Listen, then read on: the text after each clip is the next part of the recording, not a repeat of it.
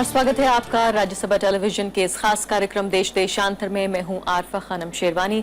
राज्यसभा की विशेषाधिकार समिति ने कहा है कि बीजेपी नेता और केंद्रीय वित्त मंत्री अरुण जेटली के कॉल डेटा रिकॉर्ड्स यानी कि सीडीआर को हासिल किया जाना एक सांसद के विशेषाधिकार का हनन नहीं माना जाएगा। हालांकि निजता के अधिकार का उल्लंघन जरूर है और इसी से जुड़ा जो कानून है उसके जरिए इससे निपटा जाए। ये मामला 2013 का है, जब जेटली सदन में विपक्ष के नेता थे और दिल्ली पुलिस ने उनके कॉल डेटा रिकॉर्ड्स को रिकॉर्ड किया था। उप सभापति पीजे कुरियन की अध्यक्षता वाली समिति ने यह भी कहा कि उस वक्त की यूपीए सरकार का इस मामले से कोई लेना देना नहीं रहा। हालांकि समिति से इस रिपोर्ट की समीक्षा की मांग भी की जा रही है। इस कार्यक्रम में हम जानेंगे, एक बड़ी थीम पर बात करने की कोशिश करेंगे कि आखिर संसद और सांसदों का जो विशेषाधिकार है वो क्या होता है, क्यों जरूरी है ये विशेषाधिकारों का होना, किन मामलों में विशेषाधिकार का हनन माना जाएगा और साथ ही संसद के कामकाज पर इसका क्या असर पड़ सकता है। मेरे साथ तमाम वो तजुर्बेकार लोग हैं जिनका कि इस मुद्दे से लेना देना है। मेरे साथ खास मेहमान वीके अग्निहोत्री हैं जो कि सेक्रेटरी जनरल रह चुके हैं राज्यसभा में। दूसरे खास मेहमान के रहमान खान साहब हैं जो कि फॉर्मर डेप्यूटी चेयरमैन हैं राज्यसभा के, कांग्रेस पार्टी के वरिष्ठ नेता हैं।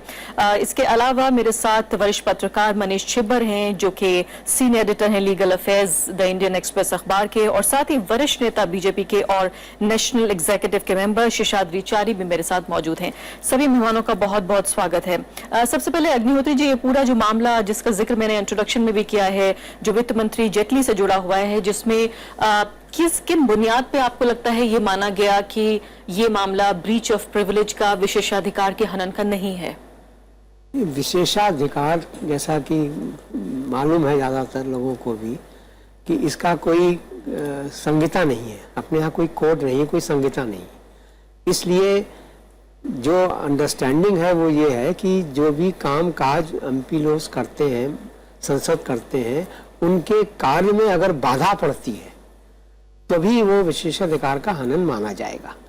एक तरह से देखा जाए तो ये भी कहा जा सकता है कि उनकी कॉल रिकॉर्डिंग, अगर उनको मालूम पड़ गया कि उनकी कॉल की रिकॉर्डिंग हो रही थी और अगर उससे उनको बातचीत करने में, अपना पार्लियामेंट में बात बोलने में कुछ असुविधा होती तो कहा भी जा सकता है कि वो विशेषाधिकार का हनन होगा। लेकिन इस तरह के मुद्दे जो हैं विशेषाधिकार के हनन के उसमें दायरे में नहीं आते। ऐसा आपका क्यों मानना है? क्योंकि एक अगर सांसद माना अपने जो पार्लियामेंट्री काम है उसके लिए भी टेलीफोन करेगा, उसके लिए भी उसके पास जो नंबर्स उसके कॉल डेटा रिकॉर्ड में होंगे, क्या ये वाकई प्राइवेसी के अलावा ये प्रिविलेज का मामला क्यों नहीं बनता? क्यों नहीं बनता? क्योंकि अगर उनको अगर पार्लियामेंट जाने से रोका जाए या उनको जो भी वहां पे जाके कहना है उससे रोका जाए या उनको कुछ धमकी दी जाए कि भाई आप ऐसा बोलोगे तो आपको ऐसा होगा, तभी वो हनन की बात होगी मेरे विचार से। रहमान खान साहब, आपका क्या विचार है? क्योंकि मांग ये भी उठ रही है कि इसका रिव्यू होना चाहिए, खासकर बीजेपी के नेता और कई मंत्रियों ने भी इस बात को उठाया है कि ये मामला सीधे तौर पर ब्रीच का मामला है। आपकी नजर में क्यों नहीं है ये ब्रीच का मामला? नहीं, मैं ये नहीं कहूंगा कि ब्रीच ऑफ प्रिविलेज का मामला नहीं है और ये भी नहीं कहूंगा कि स्ट्रिक्टली ब्रीच ऑफ प्रिविलेज है। यानी article 105 defines the breach of privilege of parliament and its member। और जैसा कि अग्निहोत्री जी ने कहा कि हमारे मुल्क में हमारी पार्लियामेंट अभी तक पार्लियामेंट्री प्रिविलेजेस को कोडिफाई नहीं की। इट हैज बीन लेफ्ट, वो प्रेसिडेंस या पहले था कि हाउस ऑफ कॉमन्स के जो प्रिविलेजेस जो हैं वही हमको अडॉप्ट होंगे। बाद 1978 में कॉन्स्टिट्यूशन को अमेंड करके उसको निकाला गया। अब जो है कि parliament by past presidents and all that will decide, but basically जो कॉन्स्टिट्यूशन डिफाइन करता है कि किसी भी पार्लियामेंट मेंबर्स को उसके फंक्शनिंग में किसी तरह के अड़चने पैदा नहीं होना चाहिए, उसे किसी का डर और खौफ नहीं होना चाहिए, अपनी बात कहने का उसे पूरा अधिकार होना चाहिए। इसलिए अगर कहीं भी किसी भी तरह से इसके ये अधिकार को धक्का पहुंचता है या उसको वो अधिकार, वो इंडिपेंडेंट से वो अपनी बात नहीं कर पा सकता पार्लियामेंट के अंदर, तो वो प्रिविलेज का इश्यू होता है। यहाँ जो जेटली जी का जो सवाल है, जो प्रिविलेज कमेटी की जो रिपोर्ट अब जो आप बहस कर रहे हैं, वहाँ पर दो चीजें हो सकते हैं कि टेलीफोन टैपिंग क्या एक पर्सनल लिबर्टी की ब्रीच है, या because he is a member of parliament, या through by tapping a telephone of a member of parliament indirectly he is threatened that if he will be getting some information, he will be want to raise that information, and if किसी को पता लगा कि किसी ने information provide कर रहा है मेंबर ऑफ पार्लियामेंट को, उसके जरिए से उसके राइट्स को कर्ब किया जा रहा है, उसके जो अधिकार को जो पार्लियामेंट में कहने के लिए वो इंफॉर्मेशन कलेक्ट कर रहा है, तो मैं समझता हूं किसी ना किसी तरह से इसको प्रिविलेज हो सकता है। इसीलिए जब आज रिपोर्ट पार्लियामेंट में ये कल पेश की गई, इसके ऊपर आज राज्यसभा में बहस हुई, तो ये आम राय बनी हाउस कि रिव्यू होना चाहिए, कि इसको रीलुक करना चाहिए, इसको रीलुक करना चाहिए। और इसका ये भी बात वहां आई हाउस में कि इसका दायरा वसी करना चाहिए, क्योंकि telephone tapping is not only हमारी personal interfering in our personal matters, but also ये हो सकता है मेंबर्स ऑफ पार्लियामेंट को, क्योंकि through that he collect information, इसमें कोई उसको रिस्ट्रिक्शंस होगा, तो इसके ऊपर गौर करने की जरूरत है। तो ये कंसेंसस बना। जी डॉक्टर शिशादी जारी, खासकर ये बात और भी ज्यादा अहम हो जाती है जब इतने महत्वपूर्ण पद पर अगर कोई व्यक्ति आसीन हो, विपक्ष का नेता हो, वो भी उच्च सदन में, तो ज्यादा महत्वपूर्ण हो जाता है कि उस आदमी का फोन टैप क्यों किया जा रहा है। और खासकर जिस तरह के पहले आरोप भी लगाए, बीजेपी ने भी कहा कि चूंकि वो विपक्ष के नेता थे इसलिए सरकार उसका गलत इस्तेमाल करना चाहती थी। हालांकि ये मामला एक क्रिमिनल केस से जुड़ा हुआ है। पॉन्टी चड्ढा के मामले में खासकर दिल्ली पुलिस ने कहा कि चूंकि उनके छोटे भाई को फोन कॉल गए थे, जेटली साहब के फोन से या फोन आया था और उनका नंबर उसमें पाया गया, इसलिए कॉल रिकॉर्ड्स मंगाए गए। आप इससे क्यों अहम मानते हैं? क्या आप मानते हैं कि जो समिति का फैसला था वो ठीक था, या जो मांग उठ रही है फिलहाल, रहमान खान साहब कांग्रेस पार्टी से होने के बावजूद भी ये कह रहे हैं कि जेटली साहब के फिलहाल जो नहीं माना गया है ब्रीच, उसको एक बार फिर से देखे जाने की जरूरत है। आपका क्या ओपिनियन है? नहीं, रहमान खान साहब ने अभी जो बताया उसमें काफी हद तक तथ्य है, और मैं भी इस बात को यही कहूंगा कि वैसे देखा जाए तो प्रिविलेजेस क्या हैं और क्या नहीं है, इसका एक्सप्लेनेशन और व्यापक होना चाहिए। जिस व्यापकता में अभी है वो काफी नहीं है, परंतु इस मामले में फोन टैंपिंग के मामले में खास करके मुझे लगता है कि अगर किसी मेंबर ऑफ पार्लियामेंट के फोन को पुलिस टैप कर रही है विद परमिशन और विदाउट परमिशन का तो सवाल ही नहीं है, करना भी नहीं चाहिए। वैसे ऑर्डिनरी सिटीजन का भी फोन टैपिंग के बारे में कुछ नियम होने चाहिए, that is a different issue in itself. But यहाँ पर एक दबाव लाया जा सकता है, व्हाट स्टैंड ही टेक्स, वो अपने पार्लियामेंट्री प्रोसीडिंग्स में वो एक किसी व्यक्ति के बारे में क्या स्टैंड लेते हैं, किस प्रकार का स्टैंड लेते हैं, इन सभी बातों पर असर हो सकता है। और पार्लियामेंट की जो एक सैंक्टिटी है, उस पार्लियामेंट की सैंक्टिटी को प्रोटेक्ट करने के लिए जो कुछ भी करना चाहिए उसे केवल प्रिविलेजेस के नाते नहीं देखना चाहिए। एक पार्लियामेंट की डिग्निटी और ऑनर को अपहोल्ड करने के लिए, मेंटेन करने के लिए, कायम रखने के लिए अगर इस प्रकार की बातों के बारे में विचार करना है तो करना चाहिए। ये केवल बीजेपी, कांग्रेस या अपोजिशन और रूलिंग पार्टी का मामला नहीं है। ये कल किसी भी मेंबर ऑफ पार्लियामेंट के बारे में हो सकता है। एक मेंबर ऑफ पार्लियामेंट के नाते वो हजारों लोगों से फोन पर बात करते हैं, उनमें से एक आधा क्रिमिनल इंटेंट निकल सकता है, हो सकता है जी। तो इसका बुरा असर उसके कार्यकाल में, कामकाज में नहीं पड़ना चाहिए, ये भी ध्यान रखना चाहिए। और खास करके जब वो व्यक्ति अपने आप में बाय प्रोफेशन एक एडवोकेट है, तो ज्यादा ये दिक्कत आती है। इसीलिए मुझे लगता है कि ये एक तरीके से ब्रीच ऑफ प्रिविलेज तो है ही, परंतु इस ब्रीच ऑफ प्रिविलेज के दायरे को भी थोड़ा बढ़ाना चाहिए। जी डॉक्टर जारी, हालांकि आप मेंबर ऑफ पार्लियामेंट नहीं हैं, लेकिन उसके बावजूद भी क्या एक पार्टी के तौर पर, नेशनल एग्जीक्यूटिव के मेंबर होने के नाते, क्या आप इस बात पर दबाव देंगे कि वाकई इसका रिव्यू होना चाहिए एक बार?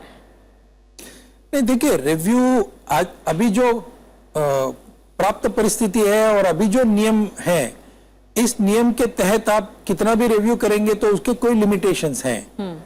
इसलिए इस पर्टिकुलर केस में आप कहां तक रिव्यू करेंगे उसकी आपकी कुछ मर्यादाएं हैं, पार्लियामेंट की मर्यादाएं हैं। अभी रहमान साहब स्वयं इस कमेटी के मेंबर रहे हैं, उनको भी पता होगा कि इस हद से ज्यादा जाकर इसकी रिव्यू नहीं कर सकते हैं जी। परंतु कभी न कभी इस विषय को थोड़ा आगे ले जाना चाहिए।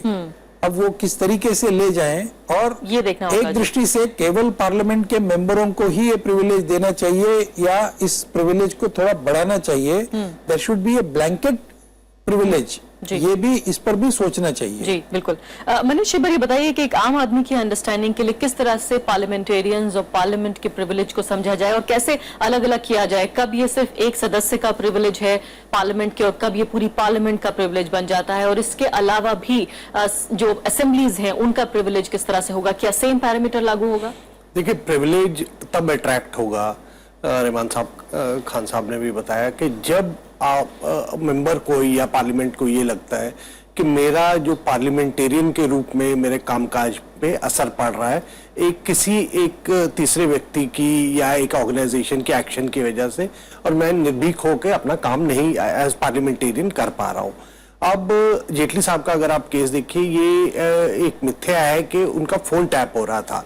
All that had happened was कि जो दिल्ली पुलिस ने भी कहा कि हमने उनके कॉल डिटेल्स लिए। अब वो एक क्रिमिनल केस की इन्वेस्टिगेशन के दौरान लिए, जो चौथी बार लिया जो दिल्ली पुलिस का कांस्टेबल था डब्बास, उसने लिया, वो गलत लिया।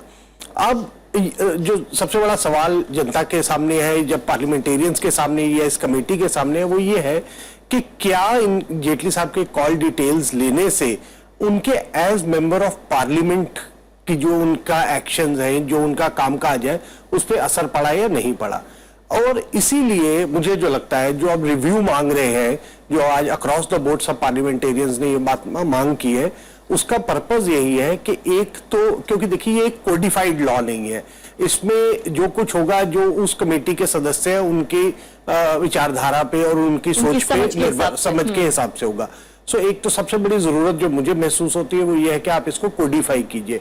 आप कई देशों में ये कोडिफाइड है कि मेंबर है उसकी क्या लिमिटेशंस है, क्या प्रिविलेजेस है, कई कंट्रीज में है, कई कंट्रीज में है, लेकिन इंडिया में नहीं है, क्योंकि ब्रिटेन के मॉडल पे हमारा पार्लियामेंट्री मॉडल चल रहा है, इसलिए तो वेस्टमिनिस्टर चल रहा था, अब वो चला गया, फॉर्मर गवर्नमेंट था, हाउस ऑफ कॉमन्स को हम फॉलो कर रहे थे 78-76 में, उसको हटा दिया हमने। लेकिन मेरा ये मानना है कि अब मेरे ख्याल से अब टाइम आ गया, क्योंकि अब आप हर इंस्टीट्यूशन पे ऐसी पैनी नजर रखी है जनता ने और लोगों ने, और पार्लियामेंटेरियंस खुद अपने पे रख रहे हैं कि आप इसको कोडिफाई कीजिए ताकि लोगों को पता हो कि आपकी प्रिविलेज क्या है। क्या आपको आपके 10 रिश्तेदारों के साथ अगर किसी एमपी को रेलवे में टिकट आउट ऑफ टर्न चाहिए तो वो उसकी प्रिविलेज है या नहीं है, ये आपको कोडिफाई करना पड़ेगा। अब आप मैटर ऑफ प्रिविलेज के मैं एयरपोर्ट के अंदर घुस रहा हूं, आधे पार्लियामेंटेरियंस बिकॉज उनको Z+ सिक्योरिटी है, उनकी सिक्योरिटी चेक नहीं होगी, मान्य नहीं है, और बाकी आधे हैं जो मेंबर ऑफ पार्लियामेंट है लेकिन क्योंकि उनके पास Z+ सिक्योरिटी नहीं है, उनको आप उनकी पूरी तलाशी लेंगे।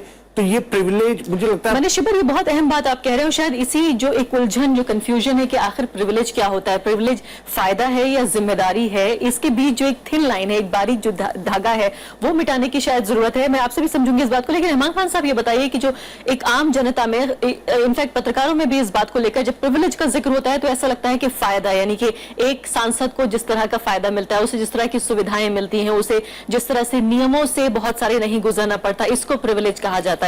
क्या इसको, हालांकि ये भी प्रिविलेज का एक हिस्सा है, लेकिन इसको कैसे अलग करेंगे? देखिए, मैं मानता हूं कि आज अवाम में एक, मैं कहूंगा गलतफहमी भी है कि पार्लियामेंटेरियंस को बहुत प्रिविलेजेस हैं। Privileges and facilities are different.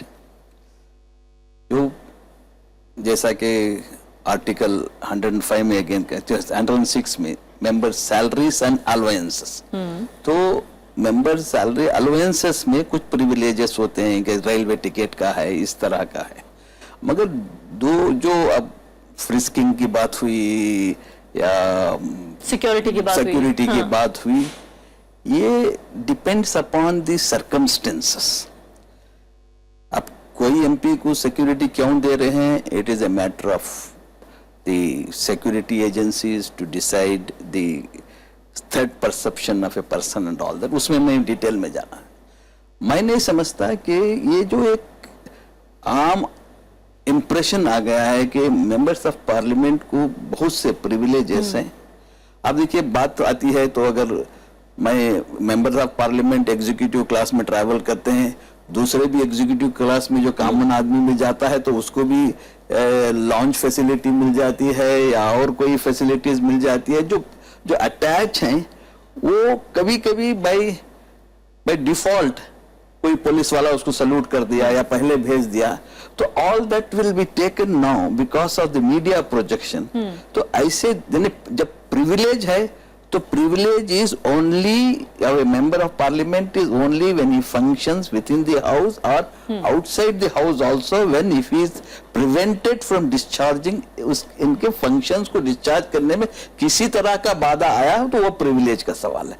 यहाँ कुछ बिकॉज ये मेंबर्स ऑफ पार्लियामेंट ही नहीं है, मेंबर्स ऑफ पार्लियामेंट सिर्फ पार्लियामेंट इसका वर्क नहीं होता है, 10-15 लाख लोगों के रिप्रेजेंटेटिव रहते हैं, अपने कॉन्स्टिट्यूंसी में जाना पड़ता नहीं, है। क्या आप ये कह रहे हैं कि एक पार्लियामेंटेरियन अपना काम सुविधा से कर सके, बिना बैरियर्स के कर सके, इसके लिए उसे ये सुविधाएं, ये फायदे दिए जाते हैं जिनको भी प्रिविलेज हम कह सकते हैं, जिनको शायद हो सकता है कुछ नेता, कुछ एमपीज गलत इस्तेमाल करते पाए जाएं? वो इस्तेमाल गलत करना सही करना वो हर समाज में ये इसका नहीं, मगर कुछ फैसिलिटीज प्रोवाइड करते हैं हुकूमतें। अब जैसा कि कर्नाटक में मैं जब एक MP he has to travel the entire constituency, Karnataka government ने उनको एक व्हीकल की सहूलत दी है, वरना वो कैसे जाएगा कॉन्स्टिट्यूएंसी उसको। अब अगर वो व्हीकल में जा रहा है तो देखिए एमपी गवर्नमेंट की व्हीकल में जा रहा है, तो ये सुविधाएं हैं, प्रिविलेजेस नहीं है। तो depending upon the nature of work, अब जो कि उसका दायरा बढ़ गया है, एमपी के काम करने का दायरा कोई कर रहा है या नहीं कर रहा है वो अलग बात है, मगर जब एमपीज के जो रिस्पॉन्सिबिलिटीज हैं उस रिस्पॉन्सिबिलिटी को डिस्चार्ज करने के लिए कुछ फैसिलिटीज प्रोवाइड करना स्टेट का जिम्मेदारी है। अब वो जिम्मेदार वो जाके it can not be treated as privilege, it is facilities provided to function as an MP. बिल्कुल। अग्निहोत्री जी बताइए, दो महत्वपूर्ण बातें हैं। पहली बात तो यह है कि कॉन्स्टिट्यूशन में जो मेंशन है प्रिविलेजेस का, उसके बारे में कुछ रोशनी डालिए, और दूसरी महत्वपूर्ण बात कि सुप्रीम कोर्ट की क्या पोजीशन है प्रिविलेजेस के ऊपर? सुप्रीम कोर्ट तो इसके दायरे में नहीं आता। ओनली थिंग इज कि ये हमारे जो पीठासीन अधिकारी होते हैं, जो speakers end of the parliament end of the state legislatures, उनके सम्मेलन होते रहते हैं और सचेतकों के सम्मेलन होते रहते हैं, विप्स के। और इसमें टाइम एंड अगेन बार बार ये कहा गया है कि ये जो विशेषाधिकार हैं इनका कोडिफिकेशन होना चाहिए। एक्चुअली अभी लास्ट कॉन्फ्रेंस हुई थी 13-14 अक्टूबर को जी गोवा में, ये आपकी सचेतकों की इसका सम्मेलन हुआ था, जहां पर कि उन्होंने तमाम बातें कही उसमें, लेकिन एक बात ये फिर उन्होंने दोहराया कि ये जो विशेषाधिकार हैं इनका कोडिफिकेशन होना चाहिए। तो ये जब तक नहीं होगा तब तक तमाम भावनाएं चलती रहेंगी कि जैसा रहमान खान साहब ने कहा कि अगर किसी स्टेट में उनको दिया जा रहा है कुछ सुविधा, लेकिन दूसरी स्टेट में अगर वो सुविधा नहीं दी जा रही है, तो ये नहीं कह सकता एमपी कि मुझे मेरा विशेषाधिकार का हनन हो रहा है, क्योंकि उसको विशेषाधिकार का हनन हो रहा है कि वो विशेषाधिकार का खनन हो रहा है, इसके बारे में सोचने की जरूरत है। तो ये तो एक तरफ है, लेकिन अगर जो बात अभी चल रही थी कि इस जो ये जो केस है हमारे सामने, उसको अगर फिर से देखना है तो विशेषाधिकार के अलावा एक और भी मुद्दा है, और उसको कहते हैं कंटेम्प्ट ऑफ द हाउस जी, जो कि उसी के दायरे को बढ़ाया जाता है। तो क्या ये जो हुआ जेटली जी के साथ, क्या वो कंटेम्प्ट ऑफ द हाउस है? उसके विषय में बात करने की और सोचने की जरूरत है। और खासकर जब एक व्यक्ति के दायरे से ये बात निकल कर जा रही है, और जाहिर है हाउस भी जो है वो भी व्यक्तियों से ही मिलकर बना है, तो क्या उसे इंडिविजुअल का अगर ब्रीच हुआ है तो उसे हाउस का ब्रीच माना जाएगा? जो मैं सुप्रीम कोर्ट की आपसे बात कह रही थी, वो केशव सिंह केस आपको याद होगा, ये AIR का केस है 1965 का, जिसमें सुप्रीम कोर्ट ने इस बात को अपहेल्ड किया कि अगर हाई कोर्ट के फैसले पर भी जो चेयरमैन है उसका फैसला हावी रहेगा, उसको सुपरसीड करेगा। तो ये क्या आप इसको मानते हैं कि एक ये लैंडमार्क रहा है? नहीं, ये तो सेपरेशन ऑफ पावर्स है। जुडिशरी अलग है, पार्लियामेंट अलग है, एग्जीक्यूटिव अलग है। Judiciary I mean parliament executive तो थोड़ा बहुत मिले जुले भी हैं, क्योंकि जो एमपीज हैं वो मिनिस्टर्स भी होते हैं। लेकिन सेपरेशन ऑफ पावर में ये बिल्कुल क्लियर है कि अगर जो भी अधिकार दिए गए हैं आई मीन पार्लियामेंट को, उसमें हस्तक्षेप जो है वो कर नहीं सकता। जी तो ये बात तो जी बिल्कुल सही है। मनीष पर ये बताइए कि कैसे और कौन से ऐसे केसेस हैं जो आपको याद आते हैं जिनमें ये माना जाए कि खासकर जब डिफाइन किया गया कि आखिर ये प्रिविलेज है, जिसमें सजाएं भी हुई हैं और किस हद तक सजाएं हुई हैं या वाकई सिर्फ एक गाइडलाइंस देके छोड़ दिया गया? देखिए, कई साल पहले एक उर्दू अखबार के एडिटर थे, उन्होंने जो प्रिजाइडिंग अफसर था उनको कॉवर्ड यूज शब्द का इस्तेमाल किया, कहा कि ये डरपोक है।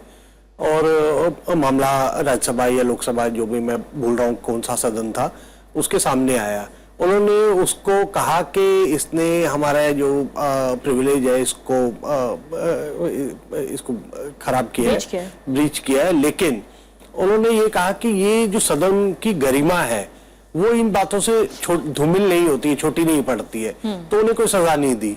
रोनन सैन का मामला तो सारा जग जाहिर है, जब उन्होंने सो कॉल्ड एक कमेंट पार्लियामेंटेरियंस पे किया था, हेडलेस चिकन, उनको बुलाया गया सदन के सामने, उन्होंने कहा कि नहीं, मेरा मतलब आप लोगों से नहीं था, ये तो मेरा जनरल फ्रेज था। सदन ने माना इस बात को, जो कमेटी थी उन्होंने उनको छोड़ दिया। और जेटली जी के मामले में भी पुलिस कमिश्नर जो है उनको अनकंडीशनल जो है अपॉलॉजी के साथ छोड़ दिया गया। वो देखिए, अनकंडीशनल अपॉलॉजी तो एक ऐसा टर्म है, जब हम लोग कंटेम्प्ट होता है सुप्रीम कोर्ट में या हाई कोर्ट में या किसी कोर्ट में, तो ये अनकंडीशनल अपॉलॉजी ये एक सिग्नल करता है कि आपका बोनाफाइड है, कि मेरे मन में कुछ आप लोगों के लिए दुर्भावना नहीं है, कोई गलत वो नहीं है, तो मैं मतलब प्यार से आपको अनकंडीशनली अपॉलोजाइज कर रहा हूँ।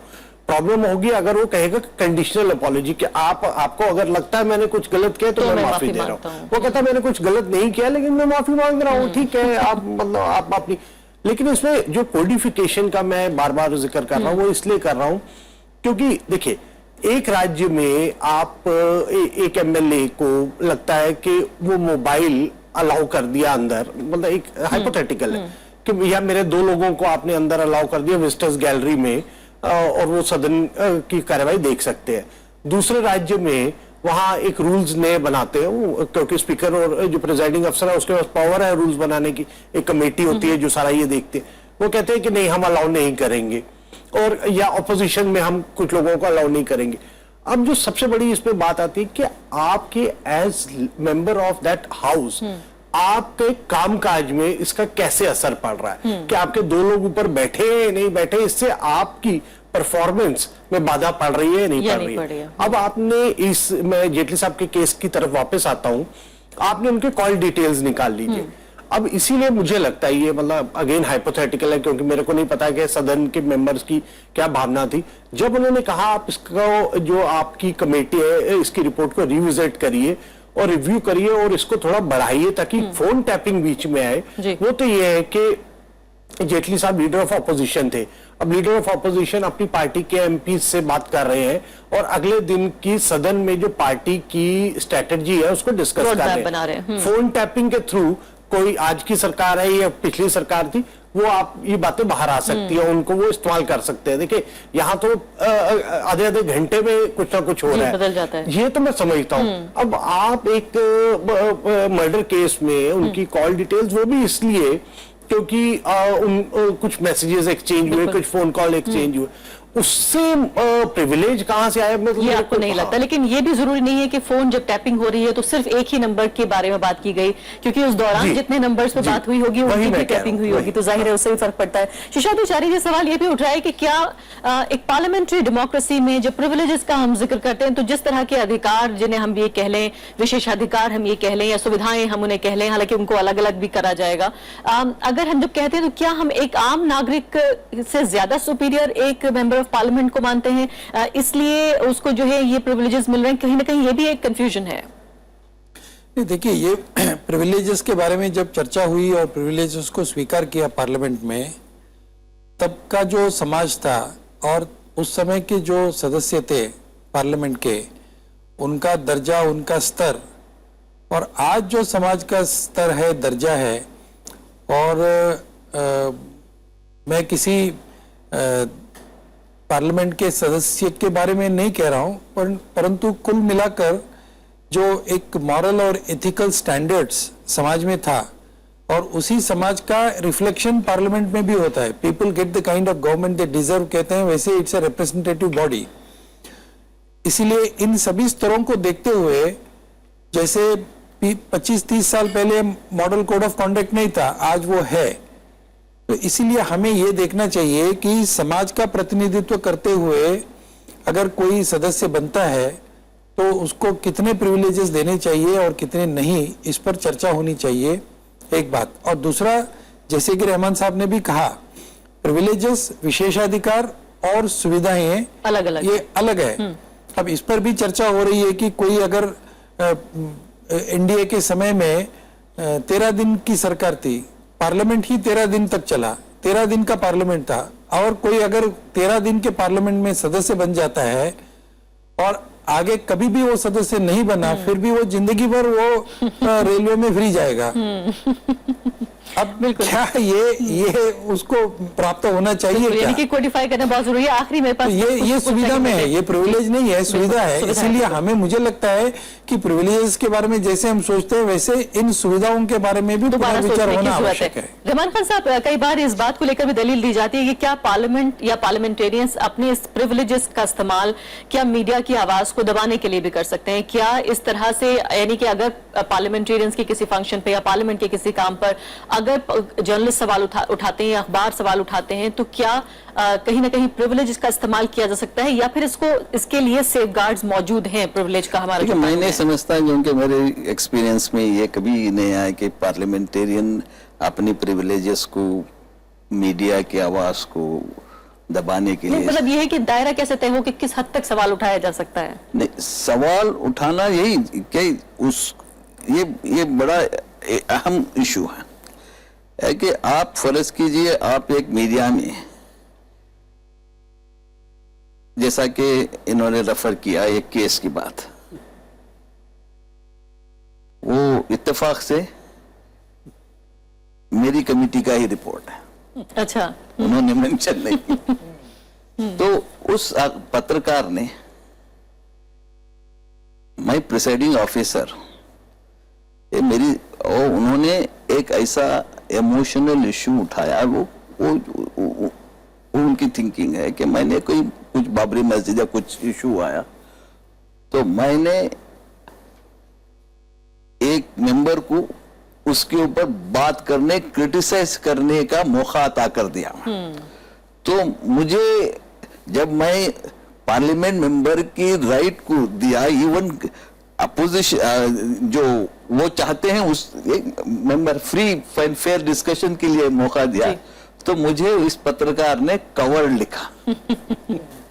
जी चलिए, समय समाप्त हो गया। फिलहाल बहुत बहुत शुक्रिया आपका रहमान। तो वो उसमें प्रिविलेज हुई, तो वो चाहता था, आके कहा कि मुझे प्रिविलेज में लाओ, कटकड़े में खड़ाओ, क्योंकि मेरी पब्लिसिटी हो। जी इन्होंने मना किया, इन्होंने कहा मुफ्त की पब्लिसिटी नहीं देंगे। समय समाप्त हो गया। बहुत बहुत शुक्रिया सभी मेहमानों का। तो साफ तौर पर कहीं ना कहीं इस बहस से ये भी एक सार निकल कर आ रहा है कि फिलहाल जिस तरह से प्रिविलेज को कई दशकों पहले कंसीव किया गया, शायद ये वक्त आ गया है, नए बदलते समाज, जिस तरह से राजनीति बदल रही है, मीडिया का पूरा चेहरा बदल रहा है, कि इस सबके दायरे में कहीं ना कहीं फिर से एक बार डिफाइन किए जाने की जरूरत है, या कम से कम दायरा प्रिविलेजेस का बढ़ाए जाने की जरूरत है। इसी के साथ अभी के लिए इतना ही। नमस्कार।